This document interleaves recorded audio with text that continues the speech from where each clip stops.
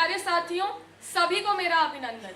मैं स्तुति आपके समक्ष आरक्षण के विपक्ष में अपने विचार प्रस्तुत करना चाहूंगी। जिस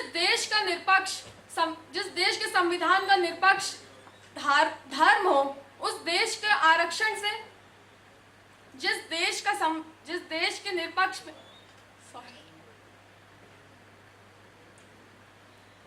मेरे मन में कई सवाल हैं, जैसे क्या स्वर्ण जाति के लोग गरीब नहीं हो सकते? क्या स्वर्ण जाति में पैदा होने वाला एक मेधावी छात्र ने कोई अपराध किया है? और सबसे बड़ा सवाल, स्वर्ण और दलित का ये भेद क्यों? धार्मिक विषमताओं को दूर करते हुए, आर्थिक विषमताओं को दूर करते हुए हमें ये देखना चाहिए कि कौन योग्य है, ना कि कौन किस धर्म से जुड़ा है। जरा सोचिए, कैसा लगता होगा उस मेधावी छात्र को जिसका चयन नहीं हो पाया। ये उसकी मेहनत, उसकी बुद्धिमत्ता पर एक तमाचा है, और साथ ही एक पक्षपातपूर्ण व्यवहार। और अगर वही मेधावी छात्र स्वर्ण जाति के गरीब परिवार से हो तो उसका भविष्य तो निराशा के अंधकार में डूब जाएगा। मैं पूछना चाहूंगी, आरक्षण ने कितना भला किया है हमारा?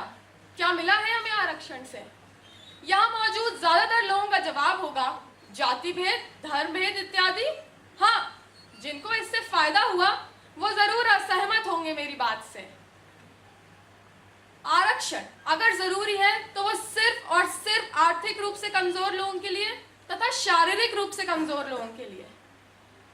जरा सोचिए, एक गरीब आदमी अपना घर चलाने के लिए दिन रात मेहनत करता है। क्या उसकी ये गलती है कि वो स्वर्ण जाति का है, या फिर एक दलित परिवार में पैदा होने वाले मनुष्य ने कोई अच्छे कर्म करे होंगे इसलिए वो दलित परिवार से जुड़ा हुआ है? मुझे नहीं लगता। मुझे लगता है कि हमें अपने संविधान में बदलाव लाने चाहिए। अगर आरक्षण मिलना चाहिए तो सिर्फ आर्थिक रूप से कमजोर तथा शारीरिक रूप से कमजोर लोगों के लिए। मेरा मानना है, मैं पूछना चाहूंगी उन लोगों से जिन्हें आरक्षण की चाह है, आप सामान्य जीवन क्यों जीते हैं? आप गेहूं की रोटी क्यों खाते हैं? आपको तो सोने या चांदी की रोटी खानी चाहिए। आप सांस प्राकृतिक हवा से क्यों लेते हैं? आपको तो मास्क लगा के घूमना चाहिए। मैं आपसे कहना चाहूंगी कि खुद ही को कर बुलंद इतना कि खुदा तुझसे खुद पूछे, बता बंदे तेरी रजा क्या है।